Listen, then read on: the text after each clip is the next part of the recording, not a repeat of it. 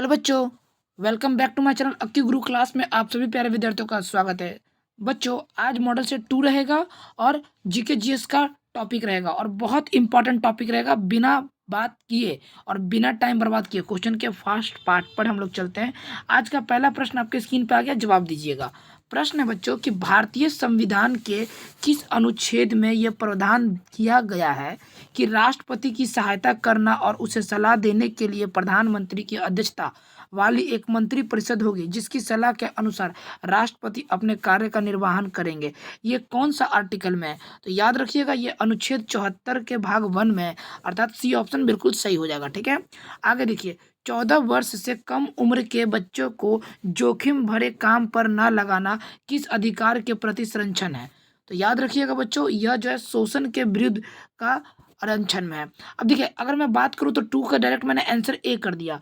मैंने ये 2-3 ऑप्शन नहीं बोल रहा है क्योंकि आपका टाइम नहीं लॉस करना चाहता। आपको चाहिए ज़्यादा टाइम तो वीडियो पॉज कर करके देख लीजिए। ठीक है, चलिए आगे देखिए। लोकतांत्रिक पूंजीवाद यानी डेमोक्रेटिक कैपिटलिज्म पर विश्वविद्यालय योजना से प्रभावित हो रहा है। यह किस देश का प्रभावित है बताइए? तो तीसरा नंबर की बात करें तो किस देश से प्रभावित है बच्चों? तो याद रखिएगा, अमेरिका से। ठीक है, चलिए आगे देखिए। पंचायती राज की अन्य संस्थाओं की तरह ग्राम पंचायत के लिए भी अनुदान का प्रावधान कौन सी संस्था करता है? तो याद रखिएगा डियर स्टूडेंट, यह राज्य वित्त आयोग करता है, अर्थात बी ऑप्शन बिल्कुल सही हो जाएगा। आगे देख लीजिए। किस पंचवर्षीय योजना के दौरान आपातकाल लगाया गया था और नए चुनाव हुए थे और जनता पार्टी चुनी गई थी? वो कौन सी पंचवर्षीय योजना थी? तो याद रखना, वो थी पांचवी पंचवर्षीय योजना। ठीक है, पांचवी, याद रखिएगा, सी ऑप्शन से हो जाएगा। किस महिला को भारतीय क्रांतिकारियों की माता कहा जाता है? किस महिला को? तो याद रखिएगा डियर स्टूडेंट, वह कहा जाता है मैडम भीखाजी गामा को। ठीक है, ये ऑप्शन बिल्कुल सही हो जाएगा। आगे देखिएगा बच्चों, अगला प्रश्न है, राज्यसभा के सभापति कौन होते हैं बताइए? तो राज्यसभा के सभापति उपराष्ट्रपति होते हैं। ए बी ऑप्शन आपका बिल्कुल सही हो जाएगा। आगे देखिए बच्चा, भारत में मानव अधिकार सुरक्षा अधिनियम कब पारित हुआ था? तो याद रखिएगा, भारत में मानव अधिकार सुरक्षा अधिनियम जो पारित हुआ था 1993 ईस्वी में। सी ऑप्शन बिल्कुल आपका सही हो जाएगा। ठीक है बच्चों, अगला प्रश्न है कि आर्थिक दृष्टि से एक पिछड़े देश की विशेषता नहीं है। आर्थिक दृष्टि से एक पिछड़ा देश की विशेषता नहीं है, बताइए क्या होगा?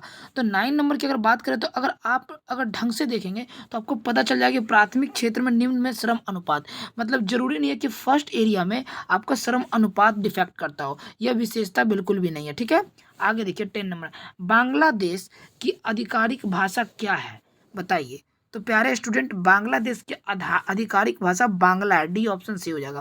पंचायत समिति के सदस्य कौन माने जाते हैं बताइए? कौन मनोनीत होते हैं या निर्वाचित होते हैं बताइए? तो याद रखिएगा बच्चों, पंचायत समिति के सदस्य जो है वो प्रत्यक्ष रूप से जनता द्वारा निर्वाचित किए जाते हैं, अर्थात आपका अगर मैं बोलूँ तो पूरा पूरी सी ऑप्शन आपका बिल्कुल सही हो जाएगा। ठीक है, पंचायत समिति के सदस्य प्रत्यक्ष रूप से जनता द्वारा निर्वाचित किए जाते हैं। भारत में प्याज उत्पादन में मुख्य राज्य कौन सा है बताइए? तो प्यारे विद्यार्थियों, भारत में प्याज उत्पादन में मुख्य राज्य महाराष्ट्र है। ए ऑप्शन बिल्कुल सही हो जाएगा। आगे देखिए, अगला प्रश्न, हड़प्पा संस्कृति का एक अन्य नाम और क्या है बताइए?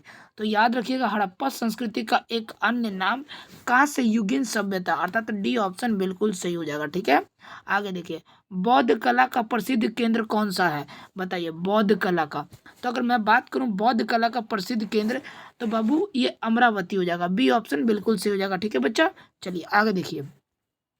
महरौली अभिलेख से किस सम्राट के संबंध में जानकारी प्राप्त होती है? महरौली अभिलेख से, तो याद रखिएगा बच्चा, ये चंद्रगुप्त द्वितीय की जानकारी प्राप्त होती है, अर्थात सी ऑप्शन बिल्कुल सही। वेदांत शब्द का प्रयोग किसके लिए किया गया है बताइए? तो डियर स्टूडेंट, वेदांत शब्द का प्रयोग जो है उपनिषदों के लिए किया गया, अर्थात सी ऑप्शन बिल्कुल सही हो जाएगा। प्रतिवर्ष अंतर्राष्ट्रीय साक्षरता दिवस कब मनाया जाता है? तो याद रखिएगा, अंतर्राष्ट्रीय साक्षरता दिवस 8 सितंबर को मनाया जाता है। ठीक है, अब कमेंट करके बताइए, आज 8 मार्च है तो आज कौन सा दिवस है? ठीक है, आज 8 मार्च है तो आज बताइए कौन सा दिवस है? ठीक है, निम्नलिखित में कौन सा कथन आपका यहाँ पे सही है बताइए? कौन सा कथन सही है बाबू? तो याद रखिएगा, हमको तो यहाँ पे कंफर्म बता रहे हैं एकदम, ये सी ऑप्शन बिल्कुल सही है, क्योंकि ऊंचाई महत्वपूर्ण नहीं है, कॉफी के लिए छाया का फैक्टर महत्वपूर्ण है। ये बिल्कुल ऑप्शन सही है, बाकी सारे ऑप्शन गलत है। गन्ना की फसल लगभग कितने समय में तैयार हो जाती है? बताइए क्या हो जाएगा इसका राइट आंसर? तो गन्ना की फसल जो है बच्चों आपका, तो याद रखिएगा बच्चों, यह जो है आपका 12 माह में तैयार हो जाती है। डी ऑप्शन बिल्कुल सही हो जाएगा।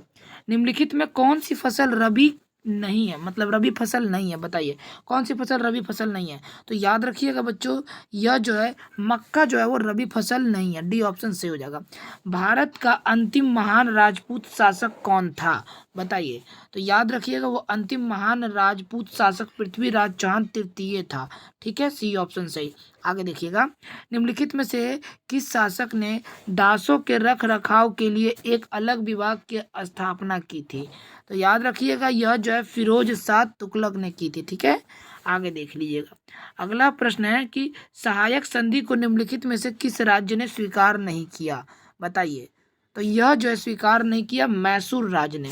ठीक है, वह कौन सी घटना है थी, या वो कौन सी घटना थी जिसके बाद महात्मा गांधी ने ब्रिटिश सरकार के विरुद्ध अपना सर्वप्रथम असहयोग आंदोलन प्रारंभ किया था? तो वह घटना कोई और घटना नहीं, रॉलेट कानून था, यानी कि काला कानून जिसको बोलते हैं। बी ऑप्शन बिल्कुल सही हो जाएगा। किस भारतीय महिला के नाम पर अमेरिका में एक अंतरिक्ष यान का नाम रखा गया है? तो याद रखिएगा, यह कल्पना चावला। सी ऑप्शन बिल्कुल सही हो जाएगा। ठीक है, चंद्रयान 3 का सफल लैंडिंग के साथ भारत पर सॉफ्ट लैंडिंग कराने वाला चौथा देश बन गया, यह कब हुआ था? बताइए। तो याद रखिएगा, चंद्रयान 3 जो है वो कब हुआ था सफल लैंडिंग? तो ये ध्यान रखिएगा बच्चों, आपका 26 नंबर का सी ऑप्शन बिल्कुल 23 अगस्त 2023 को सफल लैंडिंग करने वाला भारत जो है वो चौथा देश बन चुका है। ठीक है, चलिए। 24 जुलाई 2023 को राष्ट्रपति द्रौपदी मुर्मू द्वारा लाइफ टाइम अचीवमेंट के लिए राष्ट्रीय भूविज्ञान पुरस्कार 2022 किसे प्रदान किया गया? तो याद रखिएगा, ये किसे प्रदान किया गया? डॉक्टर ओम नारायण भागवत को। ठीक है, भार्गव को, यानी कि ए ऑप्शन बिल्कुल सही हो जाएगा। भारत सरकार ने किस वर्ष देश में कालाजार खत्म करने का लक्ष्य निर्धारित किया है? तो याद रखिएगा, यह जो है आपका 2023। सी ऑप्शन बिल्कुल सही। थॉमस कप किस खेल से संबंधित है? तो याद रखिएगा, थॉमस कप जो है वो आपका बैडमिंटन से संबंधित है। जून 2023 में research and analysis wing raw, यानी RAW का full form research and analysis wing के प्रमुख किसे नियुक्त किया गया? तो यह जो है वो याद रखिएगा, रवि सिन्हा को जो है नियुक्त किया गया। बी ऑप्शन सही। विश्व का सर्वाधिक घनी आबादी वाला प्रदेश कौन है? तो विश्व का सबसे घनी आबादी वाला जो देश है वो दक्षिण पूर्व एशिया है। ठीक है, यही प्रदेश है, समझ गए। आगे देखिए, भारतीय वन सर्वेक्षण फॉरेस्ट सर्विस ऑफ इंडिया का मुख्यालय कहाँ पर है? तो ये भी ध्यान रखिएगा, यह आपका देहरादून में है। सी ऑप्शन सही। जब पवन पृथ्वी के घूर्णन के कारण अपनी दिशा बदल लेती है तो निम्नलिखित में से किसे नाम से पुकारते हैं? बताइए। तो उसे जो नाम से पुकारते हैं वो भूविक्षेपीय पवन, यानी जियोट्रॉपिक वाइंड्स के नाम से जानते हैं। भूमध्य रेखा पर 1 डिग्री अक्षांश की दूरी कितनी होती है? तो याद रखिएगा बच्चों, वह होती है 111 kilometre. 35 number, planning and the poor पुस्तक के लेखक कौन है? प्लानिंग एंड द पुअर पुस्तक के लेखक कौन है? तो यह जो है आपका BS मिन्हास है। सी ऑप्शन सही। ठीक है, आगे देखिए, विश्व बैंक जिसे अंतर्राष्ट्रीय पुनर्निर्माण तथा विकास बैंक भी कहते हैं, उसका मुख्यालय बताइए।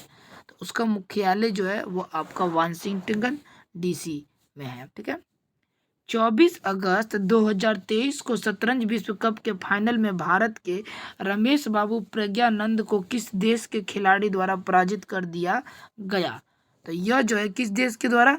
नॉर्वे देश के द्वारा पराजित कर दिया गया। ए ऑप्शन सही। 11-12 जनवरी 2023 के बीच विधानसभाओं के अध्यक्षों को अखिल भारतीय सम्मेलन को आयोजन किस वर्ष हुआ था? तो यह जो है किस वर्ष हुआ था? आपका जयपुर। ए ऑप्शन बिल्कुल हुआ था। कहाँ पे हुआ था, किस शहर में? जयपुर में हुआ था, राजस्थान में। अजय दड़ योगी आदित्यनाथ के पुस्तक के लेखक कौन है? बताइए। तो इसके जो पुस्तक के लेखक हैं बच्चों शांतनु गुप्ता जी हैं। डी ऑप्शन सही। शतरंज में पहली भारतीय महिला ग्रैंड मास्टर कौन है? तो यह कोई और नहीं है, आप इनका नाम सुने होंगे, S Vijay Lakshmi ji. A option सही। सूफी संप्रदाय का उद्भव हुआ था, कैसे हुआ था, कहाँ से हुआ था बताइए? तो ये जो है आपका यहाँ पे सूफी संप्रदाय का जो उद्भव है वो इस्लाम से हुआ था। सी ऑप्शन सही। आर्थिक दृष्टि से एक पिछड़े देश की विशेषता बताइए क्या है? तो यह जो है उपयुक्त में से सभी अर्थात प्रति व्यक्ति निम्न आय, निम्न मृत्यु दर, उच्च निरक्षरता दर, यह जो है एक पिछड़े देश होने का कारण है। वांसदा राष्ट्रीय उद्यान कहाँ पर है? तो याद रखिएगा ये कहाँ पर है, तो आपका गुजरात में है। कहाँ पे? गुजरात में। किस देश का झंडा दोहरे त्रिभुज के रूप में है? तो याद रखिएगा किस देश का झंडा, तो ये आपका नेपाल देश का झंडा दोहरे त्रिभुज के रूप में। अष्टछाप की स्थापना किसके द्वारा की गई थी? तो याद रखिएगा अष्टछाप की स्थापना किसके द्वारा की गई थी बच्चों? तो ये आचार्य विठल नाथ के द्वारा। बिहार में उड़ीसा और झारखंड कब अलग हुआ था? तो बिहार में उड़ीसा और झारखंड जो अलग हुआ था वो आपको 1936 ईस्वी और 2000 में। 1936 में उड़ीसा अलग हुआ था और 15 नवंबर 2000 को झारखंड बिहार से अलग हुआ। बिहार में 1857 की क्रांति के नेता बाबू कुंवर सिंह का देहांत कब हुआ? तो याद रखिएगा प्यारे विद्यार्थियों यह जो है आपको 26 अप्रैल 1858 को हुआ। वहाबी आंदोलन का मुख्य केंद्र था बताइए?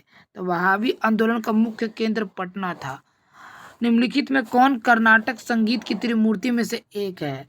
तो यह जो है त्यागराज जी है। बिहार राज्य के किस जिले का जनसंख्या घनत्व सबसे अधिक है? तो ये भी ध्यान रखने वाली बात है, शिवहर की। ठीक है, आगे देखें, बिहार राज्य किस जिले की जनसंख्या घनत्व सबसे अधिक है? तो बिहार राज्य के, तो ये ध्यान रखिएगा प्यारे विद्यार्थियों, शिवहर की। ये मैंने अभी बताया। यदि चंद्रमा पर बम विस्फोट हो तो उसकी आवाज़ पृथ्वी पर कितने समय बाद सुनाई देगी? तो यह जो है आपको इनमें से कोई नहीं है, ये ना 10 मिनट, 20 मिनट, आधा घंटा नहीं सुनाई देगी, यानी कि डी ऑप्शन बिल्कुल सही हो जाएगा। ठीक है, जल की कठोरता किसके कारण होती है बताइए? तो जल की जो कठोरता होती है वो Ca/HCO3/2 के कारण होती है। ठीक है, आगे देखिए, भारतीय रक्षा मंत्रालय द्वारा, एक क्या हो रहा है दोस्तों, एक सेकेंड, हाँ, भारतीय रक्षा मंत्रालय द्वारा इंटरनेट से जुड़े सभी कंप्यूटर के माइक्रोसॉफ्ट ऑपरेटिंग सिस्टम को हटाकर कौन सा नया स्वदेश में विकसित विंडोज के साथ बदलने का फैसला किया? तो यह जो था यह कौन सा था? ये माया था। ठीक है, चलिए आगे देख लीजिए। पीतल एक मिश्र धातु है जबकि वायु क्या है? तो वायु भी एक प्रकार का मिश्रण है। ठीक है, आगे देखिए, इंसुलिन की कमी से होने वाला रोग का नाम बताइए? तो याद रखिएगा इंसुलिन की जो कमी से रोग होता है वो डायबिटीज होता है। बी ऑप्शन सही। किस ताप पर H2O हाइड्रोक्साइड का घनत्व अधिकतम होता है? तो यह जो है आपका 29.2 डिग्री फ़ारेनहाइट। निम्नांकित में से कौन सा स्तनधारी नहीं है? तो याद रखिएगा ये आपका मगरमच्छ स्तनधारी नहीं है। निम्नलिखित में से विद्युत चुम्बकीय तरंगों में से किसकी तरंग दैर्घ्य अधिकतम होती है?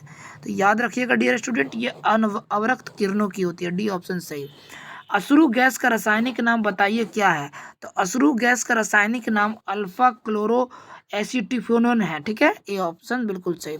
यदि किसी लेंस का आधा भाग काले कागज से ढक दिया जाए तो उसके द्वारा उत्पन्न प्रतिबिंब कैसा होगा? तो याद रखिएगा उसकी चमक से कम हो जाएगी। ठीक है, मानव नेत्र के संबंध में निम्नलिखित में कौन सा कथन सही है? तो बताइए कौन सा कथन सही है? यह नेत्र लेंस के रेटिना पर केंद्रित प्रकाश करता है, यानी कि अर्थात ए ऑप्शन बिल्कुल सही जाएगा। ठीक है, देखिए बिल्कुल कम समय में आपको पर डे 75 जीके जीएस करवा रहे हैं, इसीलिए कम समय में 75 जीके जीएस को सीखने के लिए आप हमारे चैनल से जुड़ सकते हैं। क्लास की पीडीएफ भी ले सकते हैं। अभी क्लास देने से पहले जस्ट ग्रुप में पीडीएफ डाल के आए हैं, तो आपको पीडीएफ को लेने के लिए ग्रुप दिया हुआ है, डिस्क्रिप्शन बॉक्स में लिंक दे दिया गया, वहाँ से ज्वाइन कर सकते हैं। ठीक है, और अनुरोध रहेगा कि चैनल को शेयर कीजिएगा। अगर अभी तक आपने सब्सक्राइब नहीं कर रखा है तो सब्सक्राइब कर बेल आइकन घंटी प्रेस कीजिएगा। ओके स्टूडेंट, चलिए, निम्नलिखित में से किसे सूचक के साथ बेकिंग सोडा का विलयन मिलाने पर हरा रंग प्राप्त होता है? तो यह आपका चाइना रोज। ठीक है, आगे देखें। ब्लू बेबी सिंड्रोम निम्नलिखित में से किसके कारण होता है? तो ये भी ध्यान रखने वाली बात है दोस्तों, यह जो है आपको मीथोमोग्लोबिन के कारण होता है। ठीक है, ब्लू बेबी सिंड्रोम। निम्नलिखित में कौन सा कथन गलत है? तो अब तो पूरा पढ़ना पड़ेगा, तो पढ़ लीजिएगा वीडियो पॉज करके। ठीक है, तो इसका जो आंसर हो जाएगा आपका, मानव शरीर में आयोडीन की कमी से एनीमिया का रोग होता है। यह बिल्कुल गलत हो जाएगा, क्योंकि एनीमिया की कमी से, मानव शरीर में आयोडीन की कमी से गलगन, घेंगा ये सब का रोग होता है। एनीमिया तो बच्चों रक्त की कमी से होता है। ठीक है, तो यह कथन बिल्कुल गलत है।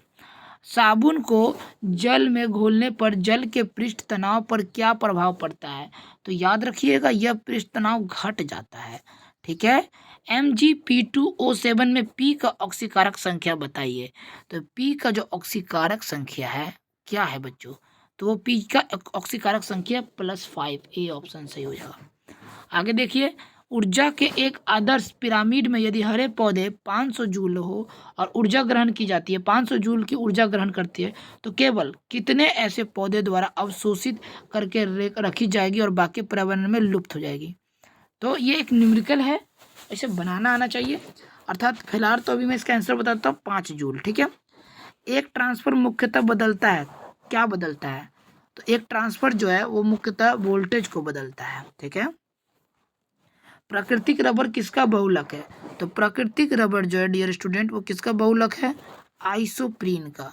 निम्नलिखित में कौन सा एक साधारण अस्थायी उत्तक है? बताइए, साधारण अस्थायी उत्तक कौन है? तो याद रखिएगा, वो मृदुतक पेरनाकाइमा। ठीक है, उच्च स्तर भाषा के स्रोत कूट की पंक्ति द्वारा पंक्ति मशीन कूट में बदल देने वाले अनुवाद प्रोग्राम को क्या कहते हैं? वो कहते हैं कंप्लाइजर। ठीक है, कंप्लाइलर। ठीक है, कंपाइलर कहते हैं। यदि लाल फूल को हरे शीशा में देखें तो यह कैसा दिखता है? तो यह जो है याद रखिएगा बच्चों, काला दिखता है। कैसा? काला। माइकलसन मोरले प्रयोग आधार पर बना था, कैसे आधार पर? तो याद रखिएगा, ईथर परिकल्पना के पतन के आधार पर। एक डायोड क्या है? तो एक डायोड जो है वो आपका केवल एक दिशा में चालन करता है। ठीक है, डीएनए में फ्यूरिन क्षार है, बताइए। डीएनए में फ्यूरिन क्षार जो है एडेनिन व गुआनिन है। ये सब क्वेश्चन आपको भले ही पहली बार देख रहे हो लेकिन आता है। अब कमेंट करके बताइएगा कि इन दोनों का आंसर क्या होगा। ये एक मैंने जानबूझ के ये 2 पार्ट रीजनिंग का लिया है।